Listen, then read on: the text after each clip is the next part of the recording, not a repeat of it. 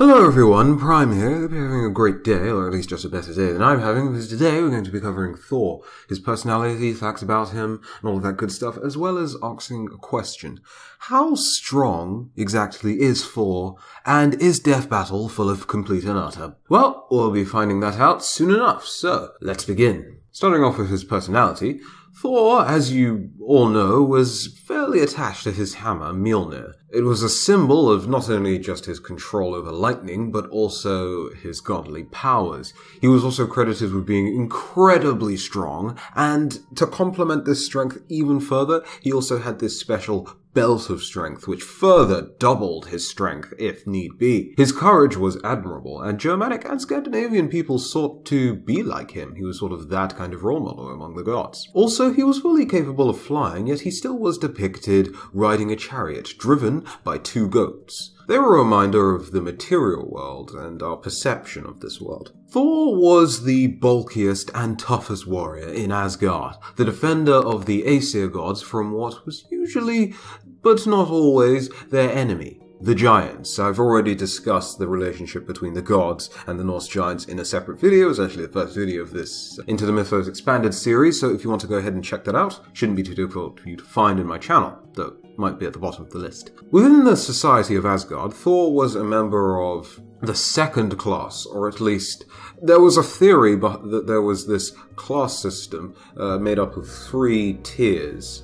George Dumelzil developed this theory. So you've got, within this ruling class, you've got 2 types of sort of archetypes for the gods or goddesses that fit within this class of deity. The first sought to rule through the fact that they were just significantly more powerful than the other deities within their realm. They had a great level of understanding, or just a much more significant level of understanding of the magics and powers and the order of things of their universe than the other deities within their universe. And because of that sheer gap in power, and perhaps even intelligence, they could boast that over the other deities, keep them in line, and to keep them essentially underneath them so that they could rule as this one deity. Other type of this ruling class typically established and enforced the laws of the universe, rather than employing threat to keep everyone else in line. Through the establishment of these rules and norms, they created traditions and regulations that most other beings followed and upheld. They also blended in their own wisdoms to maintain order. It was a lot less aggressive way to keep all the other deities in line. Why is this important, you might be asking? Well, Odin was considered to be part of this first tier of leadership, but there was, of course, 2 other classes. The second class was the warrior class. Now, these classes beings within this class weren't necessarily as intelligent as those in the top class, but they did have the strength and power to enforce the wills and whims and wishes of the beings within the higher classes. Thor would have been a member of this second class. But of course, the 2 butt heads quite a lot, and you could, of course, first of all, probably you noticed this within the Thor movie that we talked about last week, but there's actually also a nice lore example of the 2 gods butting heads. Indirectly, but they still did disagree with each other, and this was over the fate of Starkad. This mighty warrior joined his good friend Vikar to avenge Vikar's father, who was murdered during attacks on the area that they were living in. After many successful raids, Odin expected a tribute or sacrifice of some kind, and homogeny aside, a group had to pick a candidate. Starkad's foster father called him away in secret for a chat, and then revealed himself to be Odin in disguise. Here, Odin blessed the warrior with 3 lives worth of luck, which would allow him to acquire excellent weapons, a huge score of riches, victories in battle, a talent for poetry, as well as being rich and powerful. However, Thor despised Starkad and sought to curse him. So, he prevented him from having children, cursed him with having him commit a new crime in each of his new lives, and also allowing him to never own his own house. Starkad would also never be satisfied with his money, and, biggest sin of all, he also made it so that even if he wrote down a poem, he simply just would not remember it. And he would be hated by the common people, but still loved by the upper classes, but despised by the majority, essentially. Both of the deity's blessings came to pass, or well, Thor's wasn't really a blessing, but you get the point. So this proves that whilst Odin did possess great power and direction over the Aesir gods, he didn't necessarily influence every single little bit or action that they did. So the kind of idea of Odin having that all-powerful kind of control and power over the other two classes of gods is a bit weaker in the Norse mythology case. But you can also see Loki and Freya and other deities supposedly misbehaving, as it were, throughout the mythologies. Thor isn't the only example. But Thor's just a great example of a god who would directly clash with Odin. Of course, Loki did as well, and other deities did as well, but we're talking about Thor here, so yeah. Also, because Christianity eventually did essentially take over Norse mythology, during this time, Viking peoples looked to Thor for the correct traits and skill and power to kind of overcome this time. So Thor became quite popular during this time. Also, Thor had an abundance of different powers thanks to his hammer Mjolnir. All he needed was the bones of the goats that drove around his chariot, and he could revive these goats. He also had powers of not just thunder and lightning, but also the weather generally. A bit like Storm from Marvel, but this is Thor we're talking about. Whilst we have Marvel mentioned, apparently Thor had a degree of control over the earth and could create earthquakes or just split the earth, thanks to the fact that his mother was a deity of the earth. Whether or not this is actually just an extension of Marvel or he actually did have this power, I'm not 100% sure, because I couldn't find any reference to this as far as lore about Thor that I found. But Smite also does have an ability in his 2 where he splits the earth, so I suppose it makes more sense than not. And this is also an ability that he could use without his hammer, which is another thing to note. He was also considered to be a great god of agriculture, and was also prayed to for that reason as well. Moving on to Thor's relationships, he despised the giants, but this was a very hypocritical part of his character because he was, after all, 3/4 giant himself. Odin was half giant, his mother, whose name varies, but let's just call her Jord, was completely giant. So, yeah. Now let's get on to some of the strength feats of Thor. I'll tell you that through the story. So, you remember the story from the Worst Things the Gods Have Ever Got Done video? It has Zeus on the thumbnail. Well, in that video, I mentioned a story of how Thor took 2 children. This chap, whose name I'm not going to try to pronounce, and his sister. This madam. Well, he takes these 2 as servants or slaves, depending on your interpretation, because the brother accidentally bit into one of Thor's goat's legs and made them lame.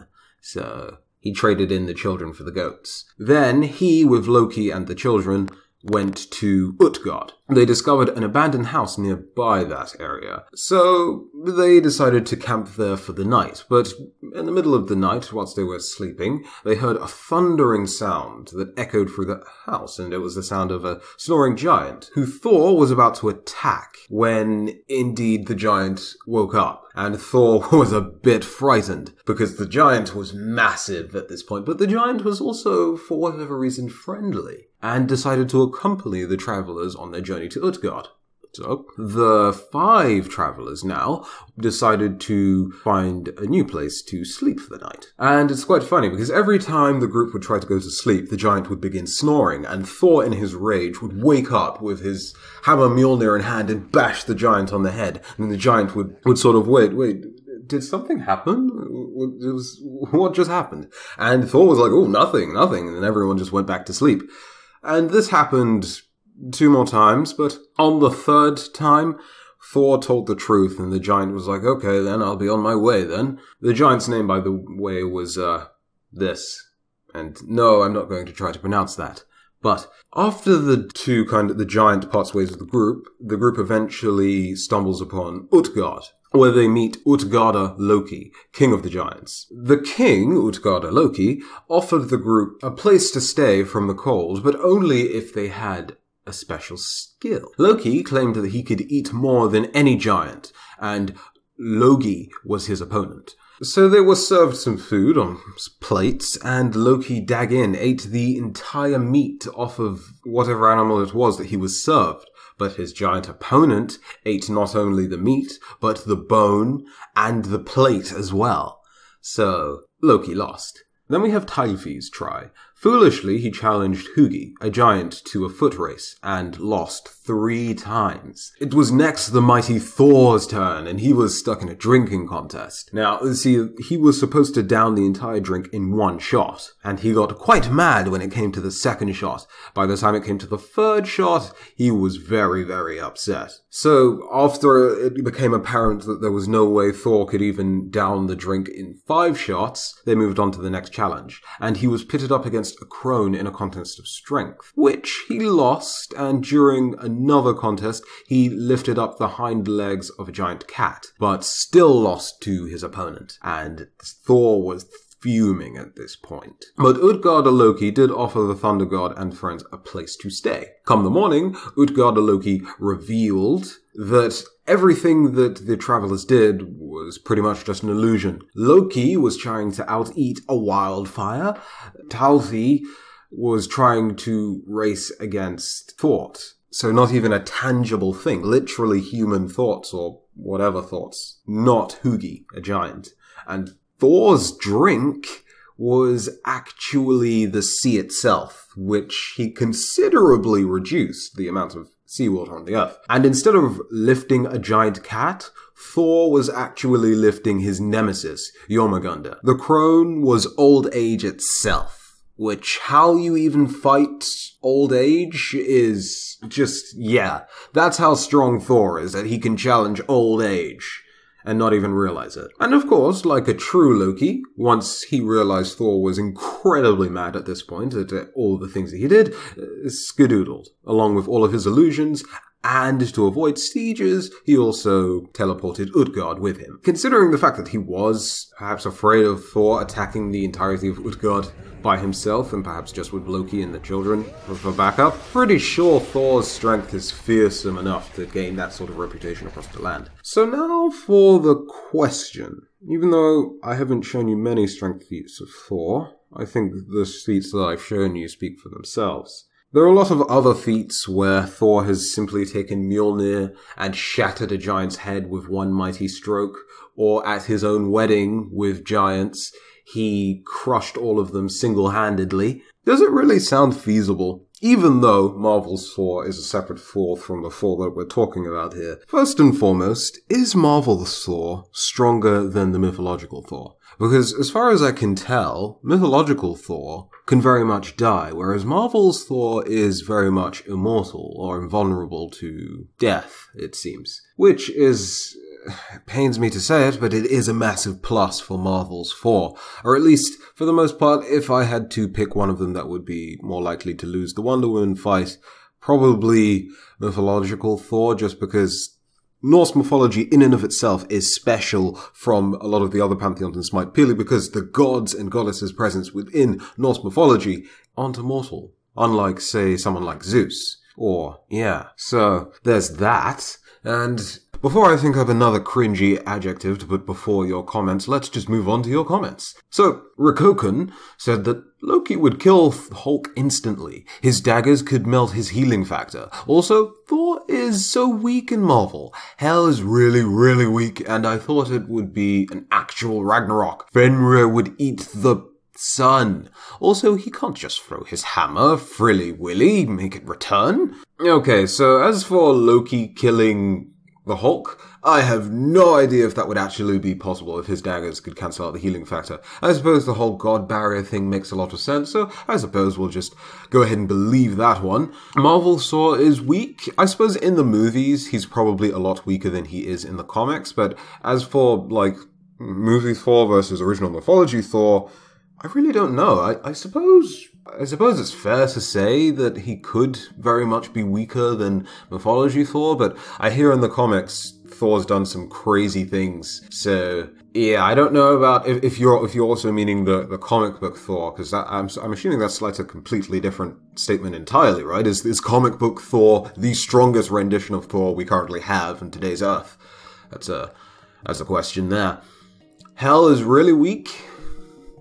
Well, I actually don't really know what Hel can actually do, so I have no choice but to agree with that, other than the fact that she is a giant, so giants naturally do have a baseline level of strength.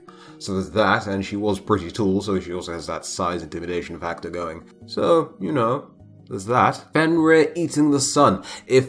Which in his mythology, yes, he does. He's supposed to eat the sun, block out the sun with his belly, you know, chomping it all up. Yes. How Marvel's going to deal with that, I have no idea, but we'll just have to see. Fenrir is pretty much endgame really OP there, so there you go. And as for Thor not being able to throw around his hammer willy-nilly, yeah, in the Marvel universe, he just throws it around like it's nothing, like it's his main thing. He's just throwing even though it's so important. I suppose it's pretty ironic you see Hel in the trailer just breaking it easily, which... Would Hel even have the ability to just grab it, break it? I don't think so. I think that's Marvel. I'm sure they're going to plotline that away, because I hope so. I hope that it's some sort of illusion or something. I hope Hel didn't legitimately just break the hammer of Thor. I really do hope it's a trick, because in Thor's mythology, as we just showed you with the Utgard Loki mythology story, Thor wasn't very difficult to trick or deceive. So hopefully it's just a trick. Yeah. Or perhaps Odin in disguise broke it. I don't know. It just feels like it makes more sense than Hel just going, oh, broken, boom, I'm Hel, deal with it. Okay, so from last week's Egyptian mythology video, the saddest backstories in Egyptian mythology video, I probably didn't call it that, but that's essentially what it was. Corin Halfhand asks us, if males could get pregnant, how does the whole boobs thing work? I have no idea, but I'm very interested in the answer. So if anyone, knows the answer to this, I said God. If anyone knows the answer to this, please enlighten us all. This is going to sound kind of cringy to me, and I'm going to hate the fact that I said this, but, this kind of harps back to something someone said to me fairly recently. It's like, as singular beings, we know only so little, but when we come together and we combine our knowledge, we know so much. So, yeah, it really highlights that kind of sort of statement there. Kind of, sort of, probably should say that with more certainty, but whatever. Yeah, you guys get the point, right? Good? Good. Other than that, though, Marvel Thor in and of himself was kind of building upon pre-existing mythological Thor, so it only makes sense that mythology Thor is weaker than Marvel Thor. But of course, if you think that I'm wrong in saying that, and there are places and evidence you can use to kind of, say that I'm wrong about that, then go ahead, please post in the comment section below. Do you think Marvel Thor is stronger than Norse Thor, mythology Thor, or is the mythological Thor the strongest, the ultimate rendition of Thor? There is no Thor better than that Thor. Does it really sound all that plausible that Marvel's Thor would lose to Wonder Woman? Seriously? I suppose that's what this video has come down to now, but let me know what you think about that in the comment section below. And with that, we have reached the end of the video. I hope that you did enjoy. If you did, go ahead and leave a like. If you didn't, well, you can still leave a like. If you're new to the channel and want to see more content just like this, you only need to click that sub button and you'll be very, very pleased with yourself. And with that said, thank you very, very much for watching the video. I've been Prime, and I'll see you in a few. Bye-bye.